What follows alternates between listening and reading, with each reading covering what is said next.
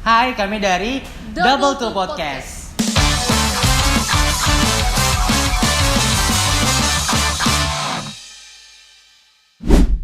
Sebelumnya kita akan perkenalan dulu. Kenalin, nama aku Ari, host pertama. Dan aku Yaya sebagai host kedua.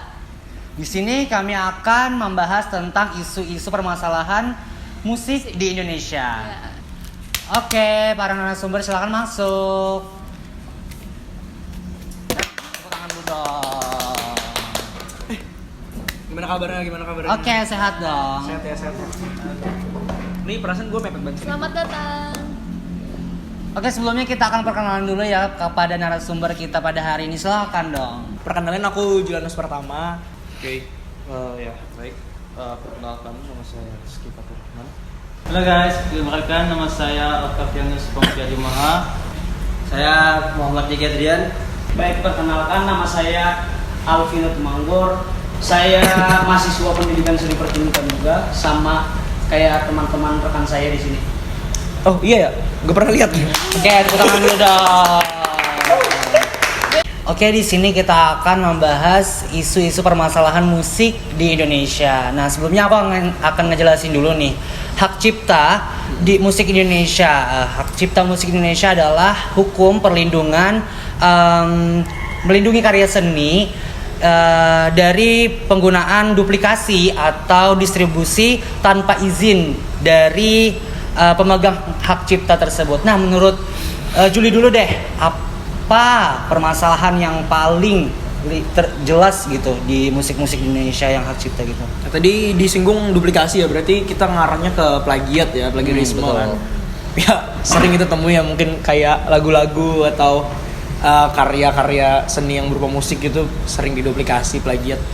Mungkin yang aku rasa yang sering banget kita kurang pahami sama-sama kayak tingkat kesadaran orang itu akan hak dan kewajiban kita untuk menciptakan itu tuh sebenarnya ada ya hak yang melindungi gitu. Nah, mungkin lebih ke kesadaran kita sih, terkadang aware kita tentang karya ini. Nah, kita asal mencipta aja kan. Ada tuh beberapa kayak orang yang memang berseni itu ya buat berseni gitu, kayak nggak penting lah hak cipta, tapi mungkin di satu sisi memang harus kita lindungi sih, karena dari kesadaran kita juga gitu. Dia lebih ke kesadaran sih untuk kita kan, gitu. Mungkin itu sih. Oke, nih lanjut untuk Iki. Apa sih, kalau menurut Iki, apa permasalahan yang paling mencolok dalam permasalahan isu-isu hak cipta musik di Indonesia? Contoh kecilnya biasanya copyright. Biasanya itu ada di konten kreator rata-rata ya. Keseringan copyright sih, memakai lagu orang tanpa izin misalnya. Itu kena, itu pasti kena copyright dan itu bisa di take down. Oke, udah ya. Lanjut lagi nih ke Mas Okta, gimana sih tanggapannya tentang isu-isu musik yang ada di Indonesia ini? Nah, untuk saya akan mengangkat mengenai pembajakan musik. Jadi banyak hal yang kita temui itu, apalagi zaman sekarang lah, teknologi makin maju. Bahkan banyak YouTuber yang membahas mengenai pembajakan musik tuh. Misalnya ada nih suatu aplikasi yang harus berbayar, tapi YouTuber nih memberi cara bagaimana sih kita mendapatkan aplikasi ini tanpa kita harus bayar. Nah, itu kan merugikan apalah cipta ya, merugikan orang yang menciptakan aplikasi tersebut. Mungkin itu saja sih dari saya. Oke, lanjut lagi. Kalau Mas Jaki gimana nih tentang musik atau isu atau apapun itu, seperti Mas Okta tadi yang membahas tentang pembajakan. Kalau Mas Jaki gimana? Kalau masalah pembajakan kan, kayak kopi punya orang, itu biasanya kalau tanpa izin dari dari hak cipta atau ya mungkin yang dari sananya lah, itu bisa kena undang-undang kan biasanya itu. Iya, ada undang-undangnya sih. ITE juga ada sekarang, perlindungan hak cipta tuh. Itu tuh sangat fatal kan. Ya mungkin itu juga sih, kayak tadi kan disebut kayak pencurian, pembajakan, duplikasi. Lagi-lagi ke kesadaran kayak penciptanya juga sih, kayak mungkin dari kesadaran senimannya mungkin yang di bidang musik mungkin kayak harus menggaungkan ada undang-undang yang mengatur itu semua tuh bahwa setiap karya itu harus dilaporkan bahwa ini penciptanya ini gitu. Jadi misalkan ditarik atau diambil dapat diberi royalti. Nah itu ganjaran buat mereka, dan sedangkan mereka yang mengcopy, memplagiarisme itu, nah itu ada hukuman yang diatur. Mungkin yang kayak misal mungkin dikasih denda ya kan. Nah, karena capek juga ya bikin aplikasi, bikin musik-musik gitu, apalagi musik ya. Yang bikinnya mungkin 1-2 menit tapi wah ngerjainnya bisa sampai 7 jam 8 jam ya. Bahkan seharian juga. Iya. Tapi kayaknya minim sih kalau menghindari suatu hal itu, karena itu dari tahun 99 itu banyak kaset-kaset bajakan yang dijual. Banyak banget. Dari kaset CD aja dulu nih. Dari hal kecil sampai sekarang ke teknologi yang udah berkembang, itu semakin mudah lagi. Semakin COVID. meluas ya. Iya, semakin luas. Oh iya sih, dari dulu tuh kayak CD-CD kaset yang lama-lama itu ya Iya. diduplikat. Duplikat. Yang bertahannya cuma paling 2 minggu pecah Iya. gitu. Sekarang Susut. apalagi zaman internet kan. Iya, Dan zaman- dijualnya dengan harga murah Nah, pastinya. itu sih. Nah, mungkin karena itu sih, karena mindset bukan mindset sih. Karena perbandingan dari yang bajakan sama yang asli Asli. tuh timpang banget tuh. Kayak anggaplah di yang asli tuh kisaran 1 juta atau 2 juta ke atas. Sedangkan yang duplikasi paling cuma 200, 300 ya. Banyak Bahkan ada yang 50 loh, Nah, pernah iya. saya temui juga. Nah, itu. Oke, kita cukup dulu. Kembali kita ke Alvino. Apa sih tanggapan Alvino tentang hak isu hak cipta gitu? Oh, kalau menurut saya isu hak cipta itu tuh merupakan contoh kayak pembajakan tadi. Nah. Itu tuh hal yang fatal apalagi digunakan di konser pribadi. Contoh, Nah, kita memakai musik orang, lagu orang di konser kita pribadi demi keuntungan kita pribadi. Nah, saya ada melihat di TikTok banyak sekali pencipta-pencipta musik yang mengkomen bahwa karyanya dibawakan oleh orang demi keuntungan dia pribadi tanpa seizinnya. Nah, harusnya tuh kayak ada izin atau lisensi dari penciptanya atau ada saling menguntungkan bisa jadi. Ya, itu saja dari saya. Ini ada satu pertanyaan nih dari aku ya. Silakan kalau kalian bisa jawab.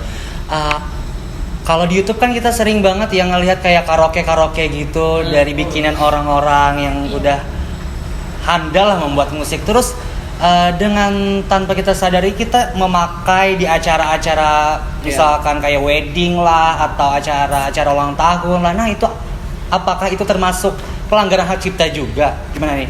Siapa dulu mau jawab? Mungkin dari aku dulu ya. Kalau kayak di YouTube, sebenarnya YouTube tuh ada algoritma yang mengatur kalau misalkan memasukkan instrumen atau hak dan karya orang, apalagi bermusik itu biasanya nggak dapet apa ya insentif. Nah jadi kayak ada dolar kuning itu. Cuman kalau misalkan sudah dari YouTube-nya algoritmanya memegang itu nggak dikasih insentif, tapi kan bisa dipakai di acara-acara kayak mungkin acara ulang tahun gitu. Nah jatuhnya sebenarnya pemampatan yang salah sih, karena ya itu lagi kita kurang kesadaran bahwa ini tuh karya orang lain yang harus kita hargai gitu. Betul-betul. Di sisi lain memang ada kebutuhan juga sih, kayak mungkin acaranya dananya perlu dananya ada 1 juta aja mungkin gitu, atau 500.000 aja, sedangkan lisensi yang harus kita beli dari lagu yang ada mungkin lebih dari itu ya. Jadi kayak kurang worth it aja sih. Iya. Jadi kayak kesadaran diri aja ya. Iya sih. Harus kuat sih itu kesadaran. Nah ada lagi nih. Waktu sekitar bulan Januari atau Februari ya kalau nggak salah, itu tuh ada lagu daerah, kalau nggak salah daerah Kota Baru, itu tuh ditiru oleh apa ya, musisi di Jawa. Ada pernah denger nggak sih? Ada sih. Nah Kemarin. itu gimana tanggapannya tuh? Kemarin itu saya ada dengar kemarin tuh, saya lupa taruh di mana. Pokoknya ada di HP. Lagu Kota Baru Gunungnya, Ya, itu Paris Barantai. Paris Barantai itu kan.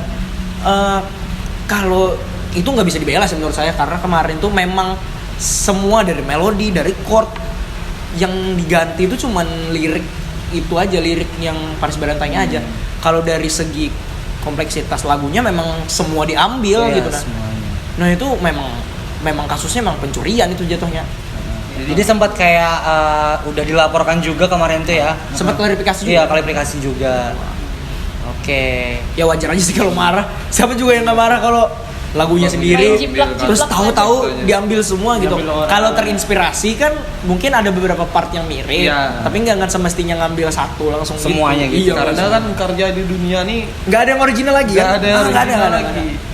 Ya mungkin dari kalian semua yang saya ambil kesimpulannya itu tentang hak-hak cipta dari musik-musik orang lain ya.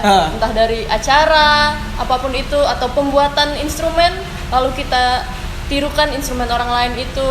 Saran dari saya, lebih berkarya sendirilah, berkreativitas sendiri untuk membuat hal baru, membuat alat-alat musik baru, maksudnya instrumen baru dari alat-alat kita sendiri, agar tidak menjiplak atau mencuri karya orang lain lagi. Mungkin itu juga sih bukan harus baru juga kayak karena tadi tuh kan kita ngomong bahwa nggak ada lagi tuh karya seni yang benar-benar original gitu, yang benar-benar baru gitu.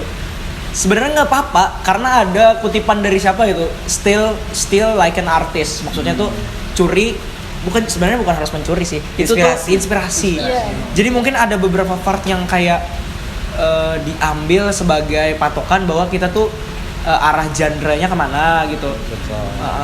Kayak kita tuh pendekatan instrumennya apa tuh, instrumen tradisional kah, modern kah? Karena kalau kita sadar nih musik-musik yang sekarang tuh itu sebenarnya antara penggabungan atau pengurangan, gitu kan? Oh, Iya, benar-benar. kebanyakan ini ya kalau Indonesianya, Iya. Indonesianya praktisnya ini apa namanya? ATM, amati, tiru, Modifikasi. Iya, betul. Betul. Itu sih. Iya sih kebanyakan kayak gitu. Iya. Apalagi kalau misalkan di daerah-daerah gitu ada lomba-lomba tari, festival tari, biasanya pemusiknya itu pasti ada niru di mana, nyeplak di mana. Nyangkut-nyangkut yang kedengaran kayak enggak asing nih. Nggak Iya. asing. Tuh kadang tuh enggak asing. Kayak lagu siapa nih? Nah, itu tuh kadang Padahal emang bener deh terinspirasi dari Iya. situ. Biasanya kayak gitu.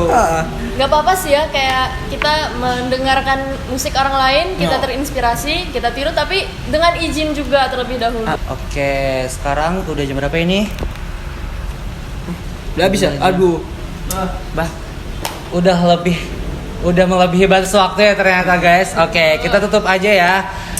Jangan lupa like, komen, dan subscribe channel Pendidikan Seni Pertunjukan 22. Semoga podcast kali ini dapat bermanfaat untuk kita semua. See you next the video. Bye. Sampai jumpa di podcast berikutnya. Dadah. IG aku ada di bawah ya.